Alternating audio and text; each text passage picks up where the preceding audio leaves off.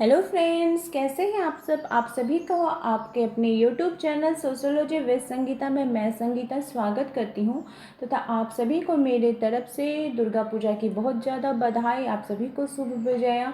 साथ ही साथ आप सभी को लक्ष्मी पूजा की भी बहुत बधाई। आप सभी के ऊपर माँ देवी की कृपा हमेशा बनी रहे। आप अपने एम की तरफ हमेशा आगे बढ़ते रहें और मेरी यह इच्छा है कि आप सभी को आपका जो अपना लक्ष्य है उसकी प्राप्ति हो सके।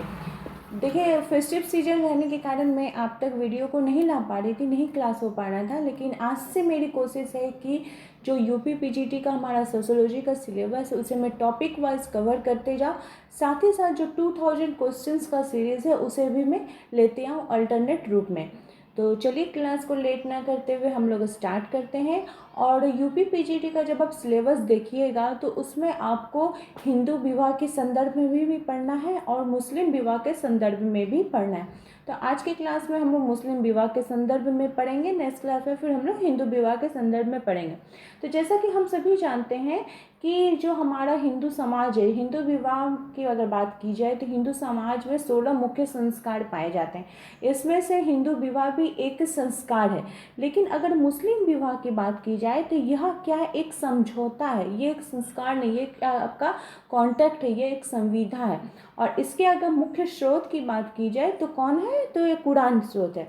ऐसे तो बहुत सारे समाजशास्त्रियों ने विवाह के संदर्भ में पढ़ा था, लेकिन उन्होंने उसका अध्ययन किया था, लेकिन जो मेन थिंकर है जिनके हम लोग थ्योरी को पढ़ते हैं वे हो जाएंगे के.एम. कपाड़िया जी। तो इन्होंने हिंदू विवाह और मुस्लिम विवाह दोनों का ही अध्ययन किया। अध्ययन करने के फलस्वरूप वो हमें क्या थ्योरी देते हैं कि मुस्लिम विवाह क्या है, एक स्त्री और पुरुष के बीच समझौता है। इस्लाम में विवाह क्या है, एक अनुबंध है, कॉन्ट्रैक्ट है, जिसमें दो जो गवाह होते हैं उनकी मौजूदगी में उनका हस्ताक्षर लगता है और विवाह किया जाता है। मुस्लिम विवाह को निकाह करके भी हम लोग जानते हैं। अगर आपसे क्वेश्चन पूछता है तो मुस्लिम विवाह में विवाह को क्या बोला जाता है, इसे निकाह बोला जाता है। और इसका प्रतिफल के रूप में, मतलब ये जो कॉन्ट्रैक्ट हो रहा है तो कॉन्ट्रैक्ट में कोई चीज़ का एक प्रतिफल होता है, तो प्रतिफल के रूप में वधू को मेहर भेंट की जाती है। या तो यह मेहर पहले ही दे दी जाती है या फिर कहीं अगर ऐसा सिचुएशन हो कि ये विवाह न या निकाह नहीं चल पाए, उनके बीच तलाक हो जाए, तो वो मेहर की राशि वधू को भेंट की जाती है। अब हम लोग देखते हैं कि निकाह का जो शाब्दिक अर्थ है वो क्या होता है। तो इसका अर्थ होता है नर नारी का विषय समागम। विवाह के समय स्त्री को क्या किया जाता है, मेहर का अधिकार दिया जाता है। एक और थिंकर थे डॉक्टर अमीर अली, इनकी पुस्तक थी, बहुत ही इंपॉर्टेंट पुस्तक है, इसको आप लोग नोट डाउन कर लीजिए, द स्पिरिट ऑफ इस्लाम। इसमें उन्होंने बताया है कि मुस्लिम विवाह क्या है, कॉन्ट्रैक्ट है, जिसके लिए ना तो किसी पुरोहित की जरूरत होती है और ना ही किसी धार्मिक कर्मकांड की। पुरोहित से यहाँ पे तात्पर्य मुल्ला से हो जाएगा कि ना उनकी ज़रूरत होती, ना किसी धार्मिक, हम लोग जैसे हिंदू समाज में क्या होता है, यहाँ धार्मिक अनुष्ठान हम लोग करते हैं, उसके बाद विवाह को संपन्न किया जाता है। लेकिन वहाँ पे ऐसा कुछ नहीं होता है, वहाँ पे कलमा पढ़ा जाता है, उसके बाद फिर आपका राजी बोल देते हैं कि हाँ कबूल है, इस तरह से बोलकर उन लोगों के बीच विवाह हो जाता है।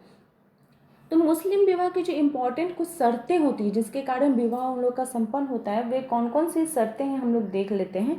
तो सही मस्तिष्क का व्यक्ति जिसकी उम्र 15 वर्ष से कम ना हो, क्योंकि 15 वर्ष से कम होने से तो वो बालक की कैटेगरी में आ जाएगा।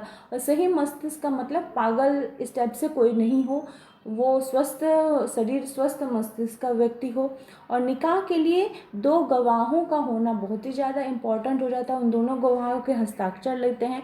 और निकाह के लिए दोनों पक्ष स्वतंत्र होते हैं, उनके बीच कोई पाबंदी नहीं होती, उनके आपसी रजामंदी से, उनके आपसी सूझबूझ से विवाह को, इस निकाह को तय किया जाता है। और निकाह के दोनों पक्ष जो होते हैं उनके बीच कुछ निषिद्ध संबंध नहीं होते, निषिद्ध संबंधों के अंतर्गत नहीं आता। निषिद्ध संबंध मतलब कि मनाही का जो रिलेशन होता है उनके बीच, वैसा अगर कोई मनाही का रिलेशन हुआ तो उनके बीच निकाह नहीं होता है।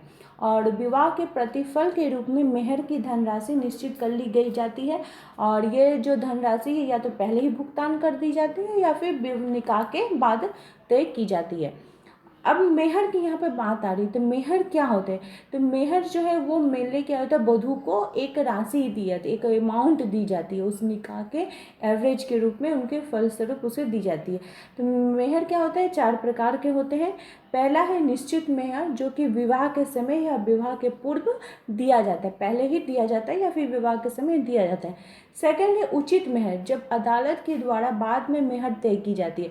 मान लीजिए कि दो कपल है, उनके बीच यह निकाह नहीं चलता है, किसी कारण बस उनका तलाक हो जाता है। तो तलाक होने के कारण क्या होता है कि लड़के की जो स्थिति होती है, उसकी जैसी आर्थिक स्थिति होती है, उसका जैसा स्टेटस होता है, उस हिसाब से एक राशि तय की जाती है जो कि वधू को फिर बाद में दी जाती है। इसलिए जब अदालत में, जब वो उनका जो रिलेशन है, उनका जो तलाक है, जब अदालत तक पहुंच जाता है, तब वहाँ पे अदालत के द्वारा जब तय की जाती है तो उसे उचित मेहर बोला जाता है।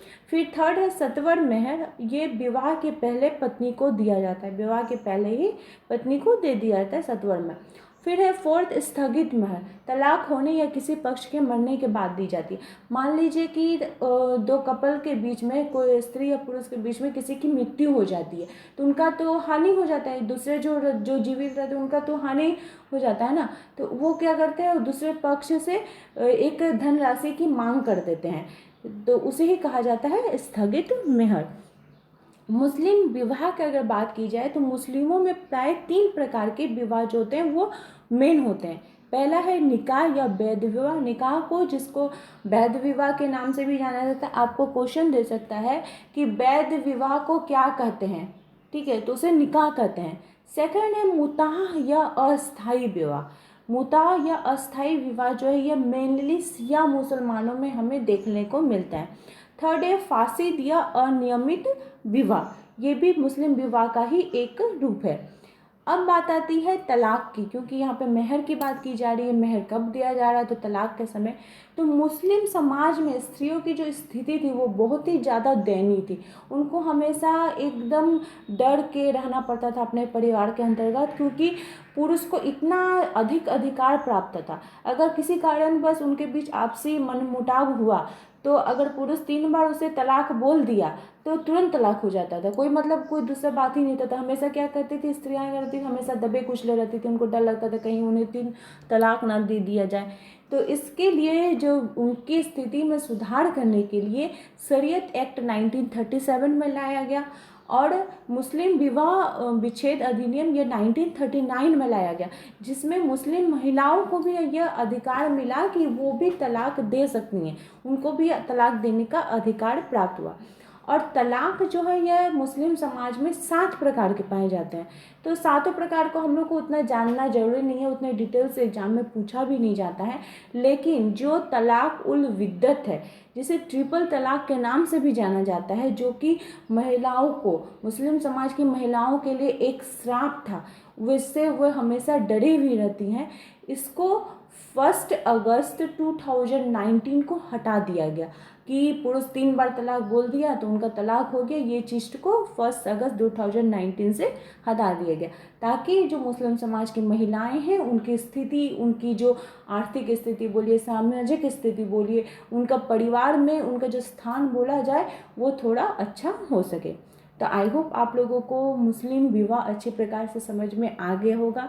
इसी प्रकार से आप मेरे चैनल के साथ बने रहिए। आप सभी का मेरे चैनल के साथ बने रहने के लिए बहुत बहुत धन्यवाद।